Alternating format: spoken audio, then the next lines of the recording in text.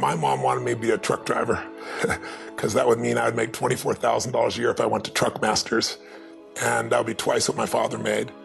And she thought that would happen, but something inside of me said, I don't want to drive a truck. There's something else that matters more to me, and I decided I was not gonna go for money instead of passion.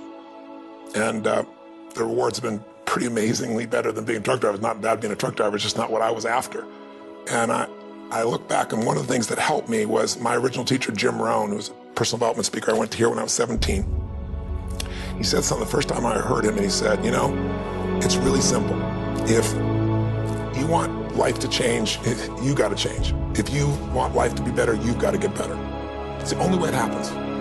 And luck will show up for people and it'll leave them. But if you're constantly improving who you are and what you give, game over.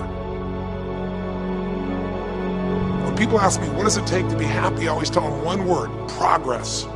Progress equals happiness. Even if you're not where you want to be yet, if you're on the road, if you're improving, if you're making progress, you're going to love it. You're going to feel alive. On the other hand, it doesn't matter how successful you are. If you stop growing, you start dying inside. I've always had this belief. If you want to be successful at anything in life, never leave the sight of setting a goal without doing something that commits you to fulfillment. If you get, like, you're in state, right, when you do something. While you're in state, that's the time to commit yourself to something that makes you follow through. So I'd call somebody up, I'd schedule something, I'd lock in the next meeting, I'd sign up for the class, I'd enroll the guy who was going to mentor me, I'd set the meeting with a mastermind of people I met. I did something so that whatever I committed to, there was something when I went home that would pull me there. It's structure. This could be the greatest time you ever live if you control what you focus on, if you find a more empowering meaning, and if you decide to model the actions of those who succeeded before you. It can be the best financial time, the best emotional time, the best spiritual time of your life, but you better take control of your state. And if you think you're going to do it just by today, you're wrong. You're going to need to get yourself some rituals. Right now, every one of you in this room is controlled by your rituals. I don't just mean this one.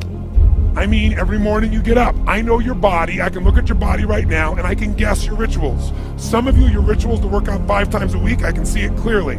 4 to 6 times a week, it's obvious. Because you couldn't look like that if you didn't do that. Some form of workout. I don't care if it's walking, lifting, whatever. Some of you, it's obvious that lifting weights is part of it. You can see by that man's muscles. I know what his rituals are. Because your life comes from your rituals. And if you don't develop the ritual, you're kidding yourself. How many agree with me on this? Raise your hand and say, I. And there are rituals that put you in state, and there are rituals that take you out of state. But if you've got what you know, that focus, the target, and you got the toolbox, and you're still not getting what you want, it's because you got inner conflicts. That's the third pillar. You've got to resolve your inner conflicts.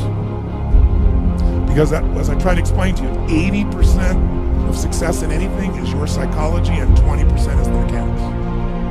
So those inner conflicts are when you take 2 steps forward, you pull 3 steps back. Right? When you say, boy, I'm totally committed to this, but you don't follow through. This is my expertise, the why guy part. Why? Why do you keep saying you want this? You have crystal clarity, you have the tools, and you're still not getting it? There's a conflict in you. Align your life with what is most important to you. And then once you are in a position where you're aligned, guess what you'll do? Take action. You won't have to work at it. When everything's in alignment, there's nothing pulling you away, boom, you go for it.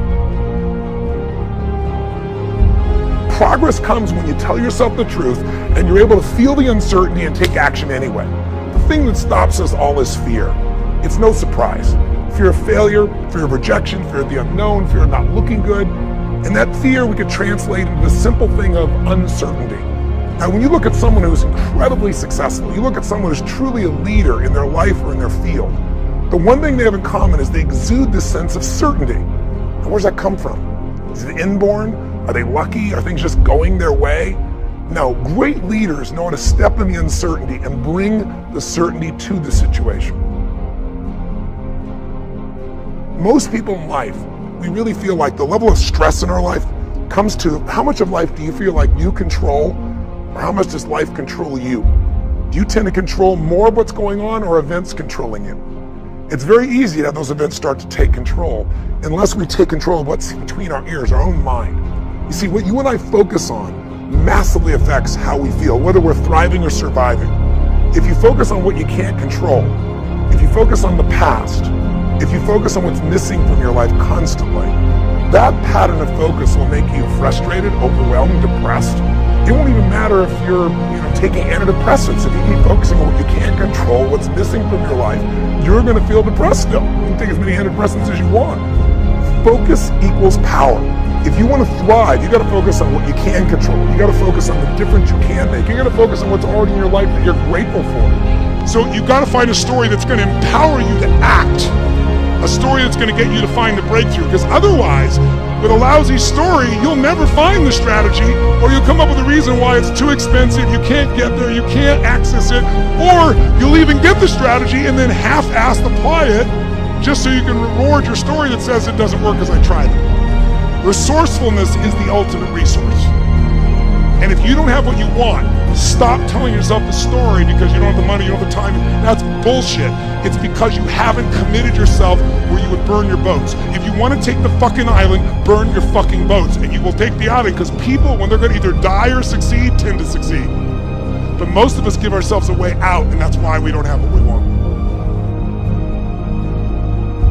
I was thinking about where this journey began for me, my desire to serve. Every day before I get on stage, I do this thing to whip myself into a peak state, and then my last words are, use me, Lord. That's my prayer. And every day my goal is to be a blessing in people's lives. Just do more, give more, share more, create more. What you need will be there. It's like air. You don't stop to think about when you take a breath whether it'll be there or not.